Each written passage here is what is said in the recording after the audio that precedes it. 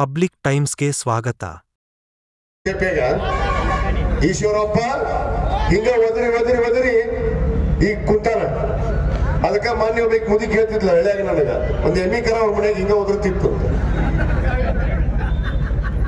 ಇಲ್ಲೇ ನಮ್ ಬಿಜಾಪುರ ಅಖಂಡ ಜಿಲ್ಲೆದ ಒಂದೈತಿ ಎಮ್ಮಿ, ದೊಡ್ಡ ಎಮ್ಮಿ, ಗೊಡ್ಡೆ ಎಮ್ಮಿ. ಅಖಂಡ ಬಿಜಾಪುರ ಜಿಲ್ಲೆದಾಗ ಒಂದು ಗೊಡ್ಡೆ ಎಮ್ಮಿ ಐತಿ, ಗೊತ್ತಿಲ್ಲ.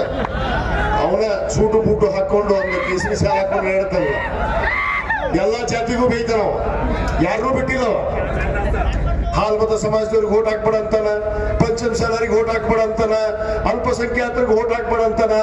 ಅದು ಒದರಾಕತ್ತತಿ ಬಹಳ ದಿವಸ ಆತ. ಎಮ್ಮಿ ಕರ ಗೊಡ್ಡೆ ಎಮ್ಮಿ ಅದು ಹೆಂಡೋದು ಇಲ್ಲ, ಏನೂ ಇಲ್ಲ. ಅದಕ್ಕೆ ಒದರ ಚಟ ಬಿದ್ದ್ಬಿಡತ್ತೆ.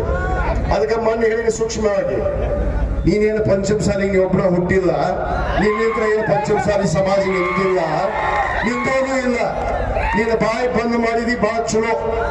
ನೀನ್ ಇದೇ ರೀತಿ ಒದಗಿದೆ ಅಂದ್ರೆ ಈಶ್ವರಪ್ಪನ ಗತಿ ನಿನಗೆ ಬಂದ ಬರುತ್ತೆ ಅನ್ನೋದು ಗ್ಯಾರಂಟಿ ನಾನು.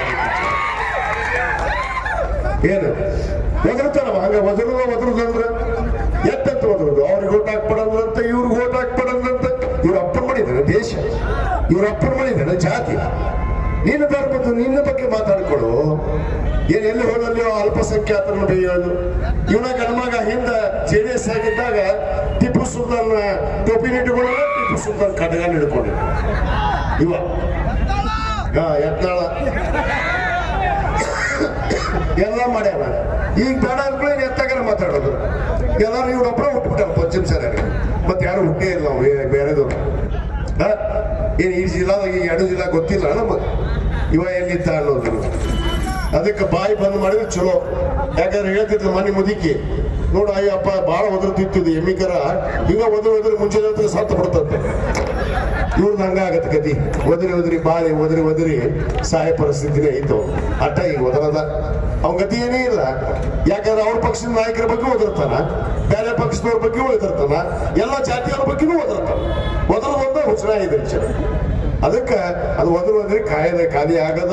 ಅದಕ್ಕೆ ದಯವಿಟ್ಟು ಯಾರು ತೆರೆ ಕೆಡಿಸ್ಕೋಬಾರ್ರಿ. ಇವತ್ತು ತಾವೆಲ್ಲರೂ ಯಾರ ಮಾತುಗೂ ಹೋಗ್ಕೊಡ್ಬಾರ್ದು. ಇವತ್ತು ಇನ್ನೂ 4 ವರ್ಷ 3 ತಿಂಗಳ ನಮ್ಮ ಸರ್ಕಾರ ಇದೆ ರಾಜ್ಯದಲ್ಲಿ. ನಮ್ಮ ಮುಖ್ಯಮಂತ್ರಿಗಳಂತ ಸನ್ಮಾನ್ಯ ಸಿದ್ದರಾಮಯ್ಯನವರು, DK ಶಿವಕುಮಾರ್ ಅವರು, ನಾವು ಏನು ಭರವಸೆಗಳನ್ನ ಮಾತನ್ನ ಈ ರಾಜ್ಯದ ಜನತೆ ಕೊಟ್ಟಿವಿ, ಎಲ್ಲ ಜನಾಂಗವನ್ನ ರಕ್ಷಣೆ ಮಾಡೋದ್ರ ಜೊತೆಗೆ ನಾವು ಏನು ಈ ರಾಜ್ಯವನ್ನು ಅಭಿವೃದ್ಧಿಪಡಿಸಬೇಕು ಅವರೆಲ್ಲವನ್ನ ಅಭಿವೃದ್ಧಿಪಡಿಸೇ ಅನ್ನೊಂದು ವಿಶ್ವಾಸದ ಮಾತನ್ನ ಇವತ್ತು ತಮಗೆ ಕೊಡ್ತಾ, ತಾವೆಲ್ಲರೂ ಮೇ 7-14 ಹೇಳಿದ್ರು, ನಾನು ಅಧಿಕಾರಕ್ಕೆ ಬಂದ್ರೆ ಈ ದೇಶದಲ್ಲಿ ಪ್ರತಿ ವರ್ಷ 2 ಕೋಟಿ ಉದ್ಯೋಗವನ್ನು ಸೃಷ್ಟಿ ಮಾಡ್ತೀನಿ ಅಂತ ಹೇಳಿದ್ರು. 10 ವರ್ಷದಲ್ಲಿ ಎಷ್ಟು ಉದ್ಯೋಗವನ್ನು ಸೃಷ್ಟಿ ಮಾಡಬೇಕಾಗಿತ್ತು? 20 ಕೋಟಿ ಉದ್ಯೋಗವನ್ನು ಕೊಡಬೇಕಾಗಿತ್ತು. ನಮ್ಮ ಸೋದರಿ ಸಂಯುಕ್ತ ಪಾಟೀಲ್ ಹೇಳಿದ್ರು, 10 ಕೋಟಿ ಉದ್ಯೋಗವನ್ನು ಕೊಡ್ತೀನಿ ಅಂತ ಹೇಳಿದಂತ ನರೇಂದ್ರ ಮೋದಿ ಅವರು 10 ಕೋಟಿ ಉದ್ಯೋಗವನ್ನು ಕೊಡ್ಲಿಲ್ಲ. ಅದರಲ್ಲಿ 3 ಕೋಟಿ ಉದ್ಯೋಗವನ್ನು ತೆಗೆದು ಇವತ್ತು ನಿರುದ್ಯೋಗಿಯನ್ನ ಯಾರಾದ್ರೂ ಮಾಡಿದ್ರ ಅದು ಸನ್ಮಾನ್ಯ ನರೇಂದ್ರ ಮೋದಿ ಅವರನ್ನು ಮಾತ್ರ ಅಂತ ಹೇಳಬೇಕಾದ್ರೆ. ಹೆಂಗ ತೆಗೆದ್ರು ಅನ್ನೋದನ್ನ ನಿಮ್ಗೆ ಆಶ್ಚರ್ಯ ಅನಿಸುತ್ತೆ ನೋಡಿದ್ರೆ.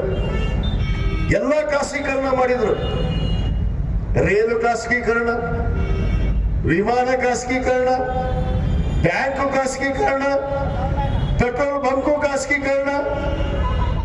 ಇನ್ನು ಉಳಿದೈತಿ ಈ ದೇಶದಾಗ ಮಾರಲಾರ್ದು ನಮ್ಮನ್ನ ನಿಮ್ಮನ್ನ ಅಷ್ಟ. ಇದನ್ನು ನೆನಪಿಟ್ಕೊಳ್ರಿ. ಈ ಸಾರಿ ಏನಾದ್ರು ಅವರು ನಮ್ಮ ಜಬ್ಬರ್ ಕಲಬುರ್ಗಿ ಅವರು ಹೇಳಿದ್ರಲ್ಲ, ಈ ಸಾರಿ ಏನಾದ್ರು ಇವತ್ತು ಕೇಂದ್ರ ಸರ್ಕಾರದಲ್ಲಿ ಅವ್ರು ಮತ್ತೆ ಅಧಿಕಾರಕ್ಕೆ ಬಂದ್ರೆ ನಮ್ಮನ್ನ ನಿಮ್ಮನ್ನ ಮಾರೋದು ಗ್ಯಾರಂಟಿ ಅನ್ನೋದನ್ನ ನೀವು ಯಾವತ್ತು ನೆನಪಿಟ್ಕೊಳ್ಬೇಕು ಬಂಧುಗಳೇ, ನೆನಪಿಟ್ಕೋಬೇಕು. ಸುಮ್ಮನೆ ಮೈಕ್ ಸಿಕ್ಕತಿ ಭಾಷಣ ಹೊಡೆದು ಕೊಟ್ಟಿಲ್ಲ ನಾವು. ಈ ದೇಶದ ಸಿದ್ಧಾಂತ ಏನು? ಈ ದೇಶದ ಯಾವ ತಳಹಾದಿ ಮೇಲೆ ಇವತ್ತು ಸ್ವಾತಂತ್ರ್ಯವನ್ನು ತಂದಿದ್ದೀವಿ? ಇವತ್ತು ನಮ್ಮ ಭಾರತದ ಸಂವಿಧಾನ, ಡಾಕ್ಟರ್ ಬಾಬಾ ಸಾಹೇಬ್ ಅಂಬೇಡ್ಕರ್ ಅವರು ಕೊಟ್ಟಿರುವಂತಹ ಪವಿತ್ರವಾದ ಸಂವಿಧಾನ. ಇವತ್ತು ಸಂವಿಧಾನದ ಅಡಿಯಲ್ಲಿ ನಡಿಬೇಕಲ್ಲ ನಾವೆಲ್ಲ, ನೀವೆಲ್ಲ ಪ್ರಜೆಗಳಾಗಿ. ಪ್ರಜಾಪ್ರಭುತ್ವ ರಾಷ್ಟ್ರ, ಜಾತ್ಯತೀತ ತಳಹಾದಿ ಮೇಲೆ. ಭಾರತೀಯ ಜನತಾ ಪಕ್ಷದವರು ಜಾತ್ಯತೀತ ತಳಹಾದಿ ಮೇಲೆ ನಡೀತಾ ಇದ್ದಾರ? ಹೇಳ್ರಿ ಜನಗಳ. 75 ವರ್ಷಗಳಾಗಿದೆ ನಮಗೆ. 76ನೇ ವರ್ಷದ ನಾವು ಸ್ವಾತಂತ್ರ್ಯೋತ್ಸವದ ಆಚರಣೆ ಮಾಡಿದ್ವಿ. ಇಲ್ಲೇನು ಒಂದೇ ಧರ್ಮದವರೋದಿವೆ, ಒಂದೇ ಜಾತಿಯವರೋದಿವೆ. ಎಲ್ಲ ಧರ್ಮ, ಜಾತಿ, ಭಾಷೆ, ವಿವಿಧತೆಯಲ್ಲಿ ಏಕತೆಯನ್ನು ಕಂಡಂತ ದೇಶ ಅದು ಭಾರತ ದೇಶ. ಭಾರತ ದೇಶ.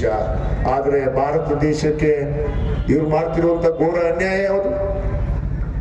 ಮಾತೆತ್ತಿದ್ರೆ ಇವತ್ತು ನೀವು ಟಿವಿ ಹಚ್ಚಿ ಮಾತೆತ್ತಿದ್ರೆ ಧರ್ಮದ ಬಗ್ಗೆ ಮಾತಾಡೋದು. ಅವ ವಿರೋಧ ಪಕ್ಷದ ನಾಯಕ ಅಂತ ಅಶೋಕ. ಅವ ಸಣ್ಣ ಹುಡುಗರು ಸಾಲಿಗೆ ಹೋಗ್ಕೋದ, 2ನೇ 3ನೇ ಸಾಲಿಗೆ ಹೋದವ್ರಿಗೆ ಮಾತಾಡ್ತಿದ್ರು.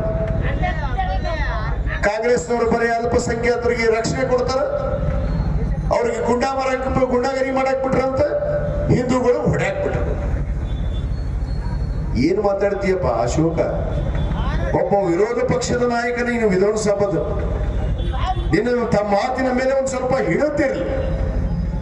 ಬಾಯಿ ಐತಿ ಅಂತೇಳಿ ಎತ್ತಾಗರ ಮಾತಾಡಿ ಧರ್ಮದ ಮಧ್ಯೆ ಬೆಂಕಿ ಹಚ್ಚಿ, ಇವತ್ತು ಧರ್ಮದ ಮಧ್ಯೆ ಬೆಂಕಿ ಹಚ್ಚೋದನ್ನು ಬಿಟ್ಟು, ಧರ್ಮದ ಮೇಲೆ ರಾಜಕೀಯ ಮಾಡೋದು ಬಿಟ್ಟು, ದೇವಸ್ಥಾನದ ಮೇಲೆ, ಮಂದಿರದ ಮೇಲೆ, ಮಸೀದಿ ಮೇಲೆ ರಾಜಕೀಯ ಮಾಡೋದು ಬಿಟ್ಟು, ಈ ಭಾರತೀಯ ಜನತಾ ಪಕ್ಷದವರು ತಾಕತ್ತಿದ್ರ ಕಾಂಗ್ರೆಸ್ ಸಿದ್ಧಾಂತವನ್ನು ತೆಗೆದುಕೊಂಡು ಹೋಗ್ರಿ ಅಂತ ಹೇಳಿ ನೀವು ತಾಕತ್ತಿದ್ರು.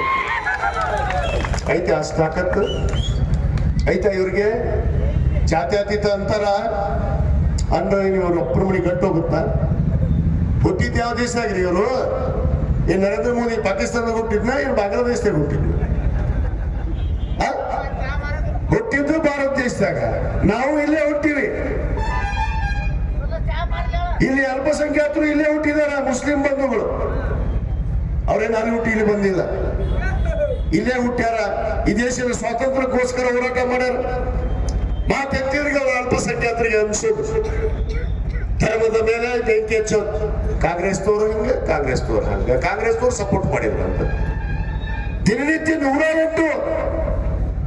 139 ಕೋಟಿ ಇರುವಂತ ಜನಸಂಖ್ಯೆ ಇರುವಂತ ದೇಶ.